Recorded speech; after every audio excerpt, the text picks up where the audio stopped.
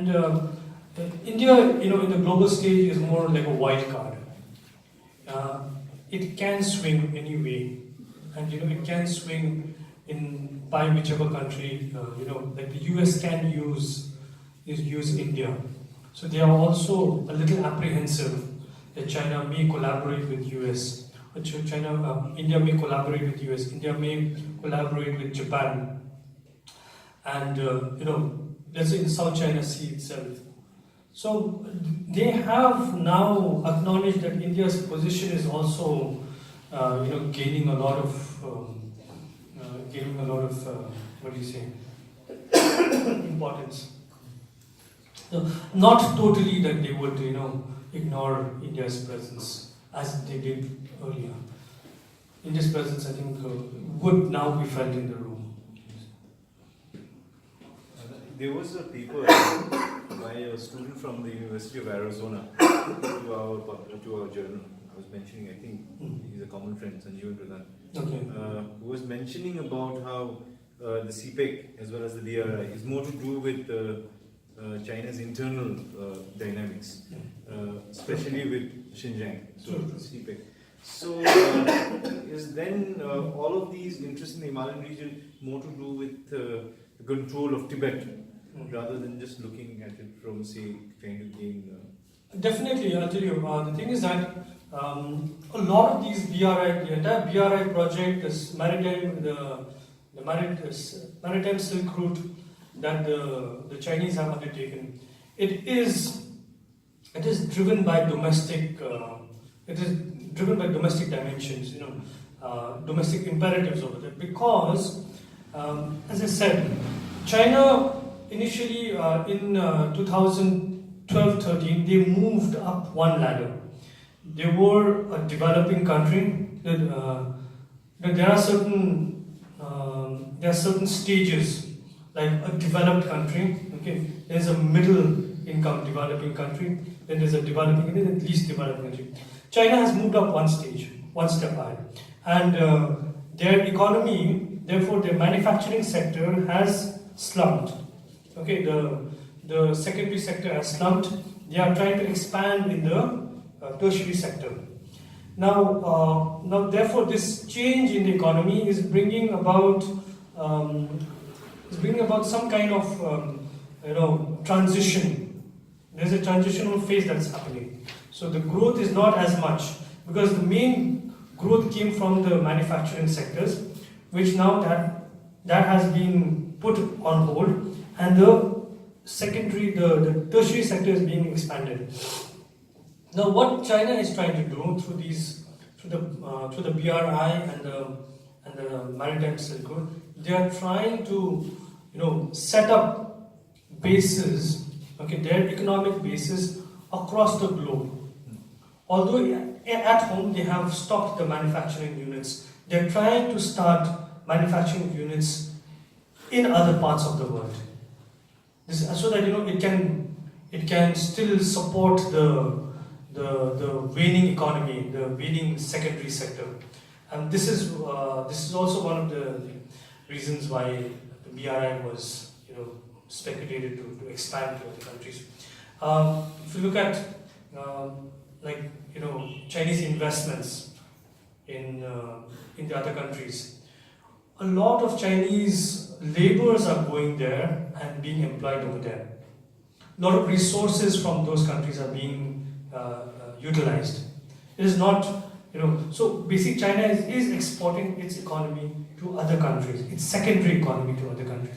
This is one of the reasons BRI is also meant for domestic.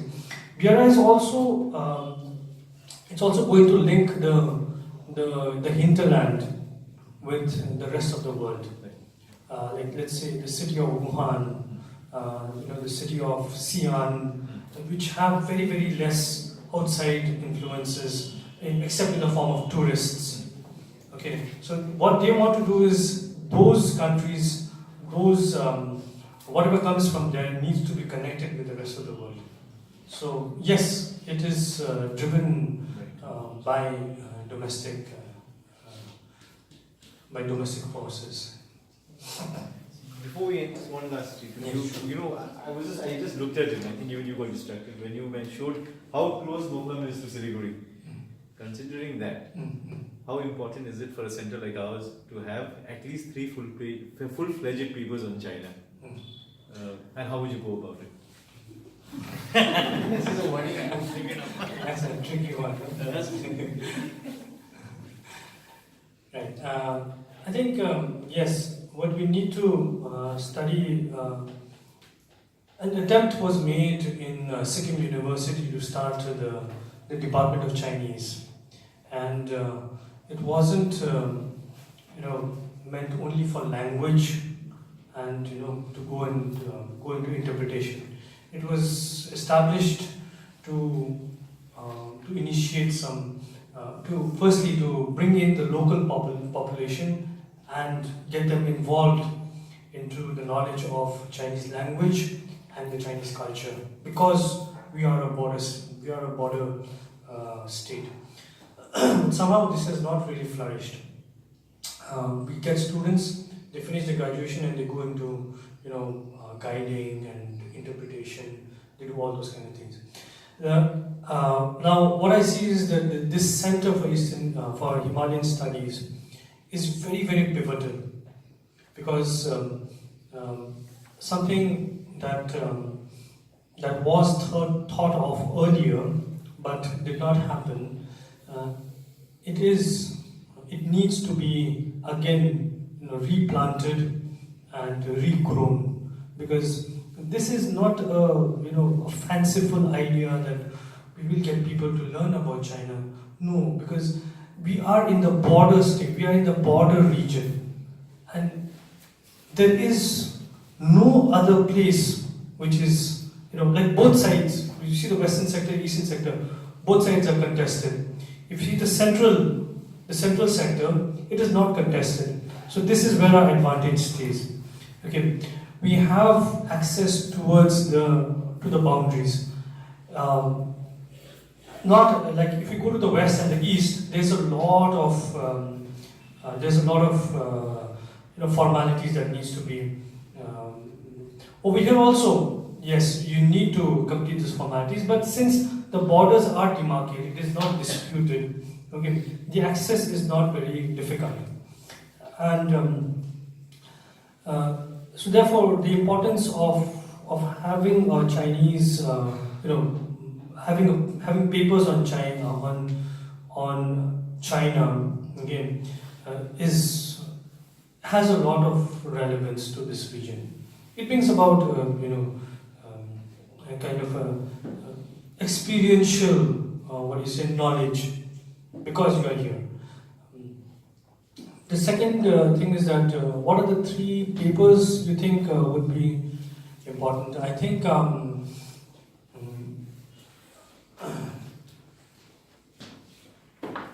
first we need to understand on what basis we would want the center to be on.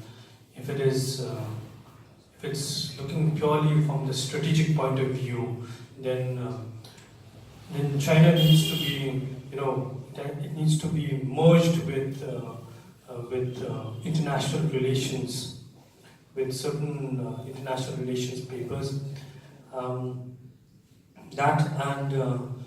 And if it's more to do with culture, then you could probably have paper on language also, because language is very important to learn the Chinese language, to understand how they think and to understand how they perceive certain concepts, certain ideas. They have, we have in our thinking we have black and white, good, bad, right? The Chinese, they don't have that. They just go by what is pragmatic. The use of yin and yang for them is, use whatever comes, your way. There is no thing. But then, so that's the thing, they're very, very pragmatic in their approach. And to understand that pragmatism, we need to look into the language, even the culture also. And yeah, I think so. This what these are. To have a multi-dimensional kind of perspective, which includes IR, a little bit of language, a little bit of history. Of course, it's very pertinent because because like the experiential knowledge. Why I talk about is that you are at a very advantageous position than, let's say, a person who's studying. Who wants to know about, China, which is our next door neighbor, who is based in Kerala, or who is based in, let's say, another part of India. They don't have that experiential knowledge. They just have that knowledge. It's just a textbook or some kind of an article knowledge. Over here, the borders are just there. You can go visit. You can meet the military personnels. Through official authorizations. These things are possible, and I would really encourage you. Sikkim University's Chinese department somehow really did not penetrate into the local populace, and this is where the tragedy of it. They were not able to do that. I don't know why. So hopefully, in the future, if I would want. I mean, this is what the director was also telling me, that please do visit us, more often, so that we can publish your paper as an occasional paper and that kind of a thing. So I think, I mean, if there is some kind of institutional collaboration also. If I can get Pol Science students to understand the relevance of this and to pursue their masters in this area, and I think it would really give currency to the Center for Himalayan Studies. And this is just one center, and probably more centers could open up along the Himalayan region, because a center for Himalayan Studies in let's say in Ladakh, or towards, let's say, in the eastern part. We have two separate centers, but if they're coordinating with each other, I'm sure there would be a lot of discussions which goes just beyond just having one center doing the entire work. If you can decentralize that. Unfortunately, this is UGC Center, Yes, ma'am. and they have defined our area, Okay. and our research area, as of now, it is confined only up to Tibet, Okay. adjoining parts of Tibet, and as you know, we cannot visit Tibet. Okay. We can work on Bhutan and Arunachal and Sikkim and adjoining part of Tibet and Okay. our own Darjeeling Hills. The Eastern Himalayas, huh? Eastern Himalaya, yeah. They have defined that this is your zone or work, Okay. area work. So even if we try, it is very difficult for us to get permission to work on China, because they will say. In fact, once I raised this question, and they told that already there are so many other centers for Chinese studies, particularly in Delhi University, they have this East Asian studies, which is looking after China and Japan and Korea and Taiwan. Okay. So they say that every area should have their own assigned zone, and they should concentrate on that. Of course, we can work, we can find a comparative, we can do comparative studies and all. But right now, we are not permitted to do much work, elaborate work on China. Okay. Yeah, that is a problem. Maybe we can approach the DC authorities and ask them to allow us if we can extend beyond Tibet and other parts of China. Well, on the other side, China has around 5 centers for Himalayan studies. So, No, in India there are many other centers. This is UGC for center. Himalayan, ma'am? In Himachal there is one. Okay, ma'am. Okay. In Himachal there is one. In Kashmir they have Central Asian, of course, but they Includes. include Ladakh and Kashmir is included. There is a center only on Nepal studies, that's in BHU. Okay. So segment-wise, Himalaya is given to different centers. Okay. But China is totally different. It is given to some other center, entirely for Chinese studies, or nowadays they say East Asia studies. Oh, yes. So that they can do China, Japan, and like your, I think, department where you did PhD. Yes. There also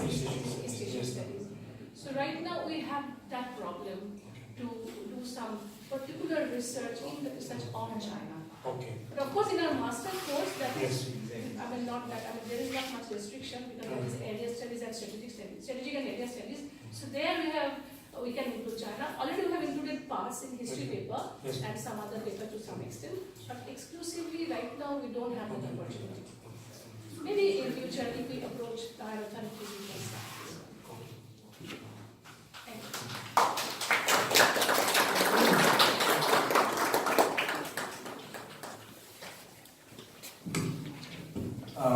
I would like to thank the speaker, and it's been a long day, and I would like to thank everyone for coming and listening.